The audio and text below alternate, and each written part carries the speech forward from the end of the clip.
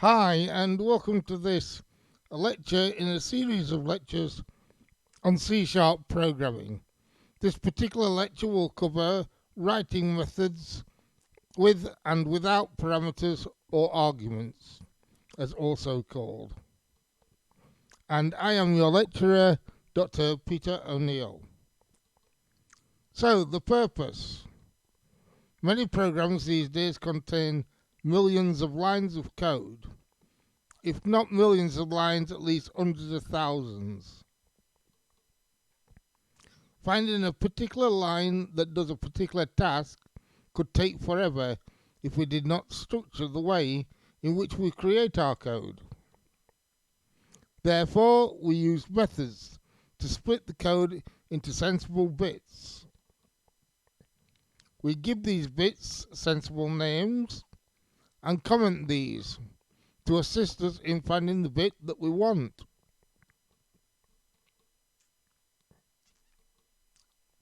A group of lines of code is often called a method.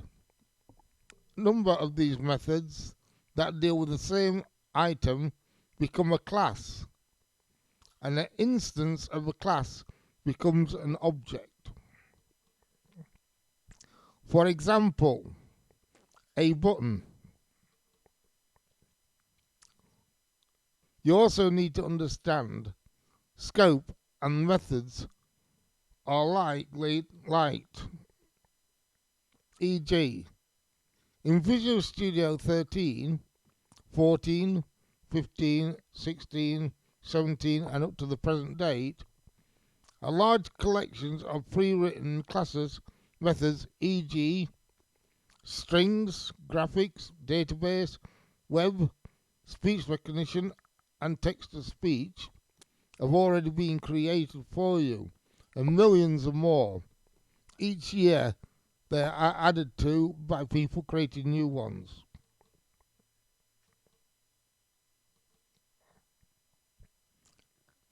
Here are their different formats. Method with no parameters. Parameters are also known as arguments. Methods with parameters, passing a value. Methods passing by reference. So why use methods? We may wish to display ABC 123, ABC 456 in a series of message boxes. Of course, we could do it like this. Methods, no parameters. Private, void, button 1, click, etc. Message box, dot show, open speech marks, A, close speech marks, semicolon on the end, as like the rest of them should. Message box with B in it. Message box with C, then the numbers 1, and so on. Methods with no parameters. Alternatively, we could call it like this. So we could have a method called letters. And here we have our letters method. The method would look just like this. Void, or public, void, letters. Public meaning any class can access it. Void meaning it returns nothing. And then we've got A, B, C. Please note the forward slashes are comments.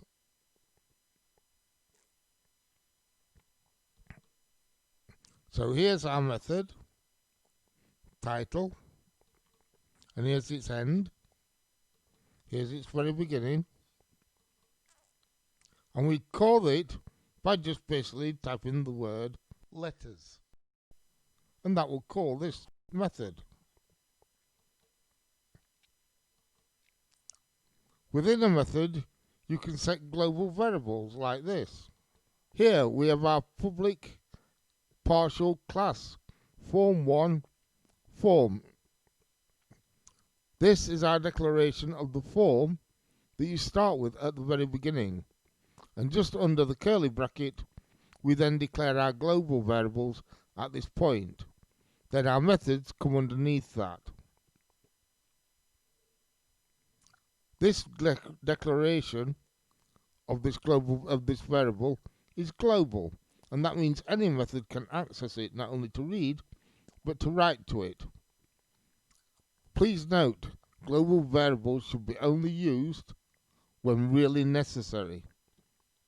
If you can pass them or keep them local, that is better, as it is easier to trace when and what the variable's value is at any given time. So here's our global variable of minutes. Here's a call to a method that takes no parameters. Get minutes from user. This is the method itself. Void get minutes from user. And here is our get minutes from user call, a line call. So it's int minutes becomes convert int to int16. I'd now use 32 as I mentioned before, and it would be my dialogues dot input box open brackets. Please enter the number of minutes, close speech marks, close brackets, semicolon.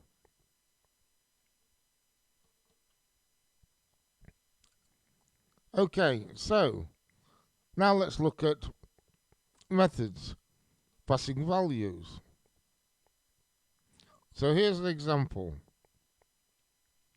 Void convert minutes into hours. Int mins.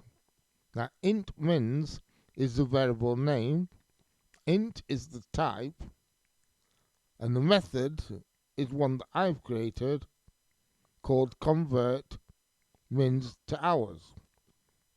And basically all it does is int hours is a global declaration.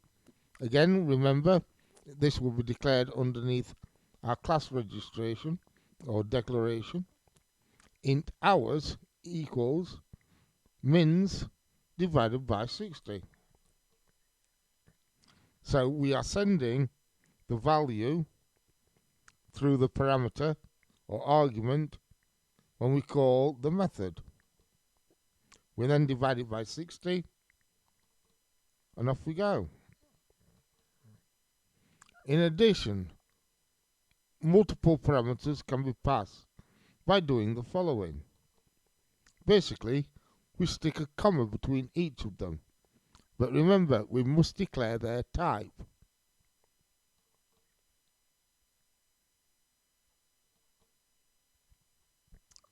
Let's quickly look again. We call our procedure or method like this. Convert mins to hours. Notice I've now sent 73.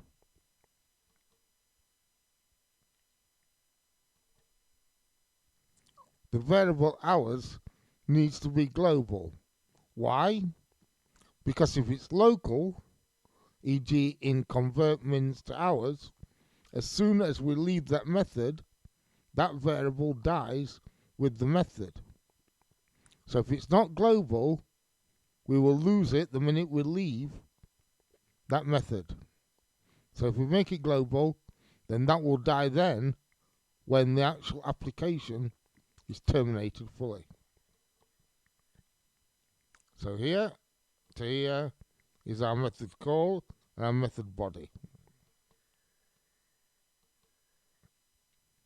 Okay, methods, passing values and returning values. A method being passed value or values and returning values looks much like this. So we've got public bool, you passed, open brackets, int score. So notice now, public bool. It normally reads public void. Well, void means we're sending nothing back. Bool means we're sending back a boolean, e.g. it is true or it is false. You passed, and we're passing in the score as an integer. And then what we can do is we can have open brackets. If score is greater than 39, return true. Else, return false. Straight away there, what we have done is we've made a true flag to say that we can actually say, have you passed? And it will say yes or no, because true is yes, and bool, of course, will be false for no. So the bool is what we return. The score is what we send to it, and then it gets evaluated and returns either true or false. Now, how do we call that then? So, we got the call in the previous method. So, we would have a bool result, and then result equals you passed and student score being passed to it. And then we could have if result equals true. Please note the equals should be double because it's a qualification of it, not an assignment. So it's is it true or is it not true? I've done this on purpose in some cases to stop you from just grabbing the code from the original slides, but it should be double equals. So if result equals true, you passed, else you failed. Notice also there are no curly brackets because I only have one statement for the true and one statement for the false. If I require multiple statements, remember, I need to put my curly brackets around so it knows where true begins and true ends. So result, you passed is called, the score 73 is sent, and result is returned. And it's returned if it's true.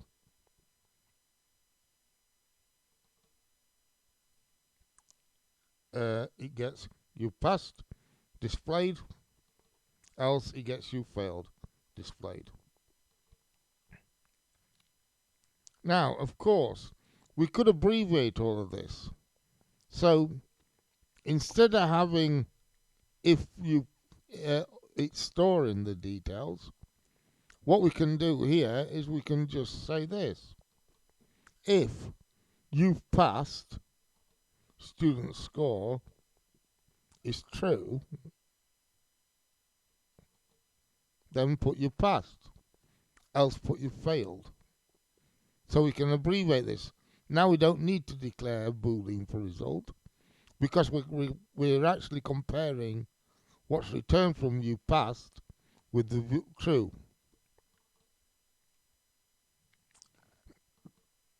Any questions? Please email me or speak with me during your tutorial session. I'd like to thank you for your time, and I trust that you've enjoyed this recording.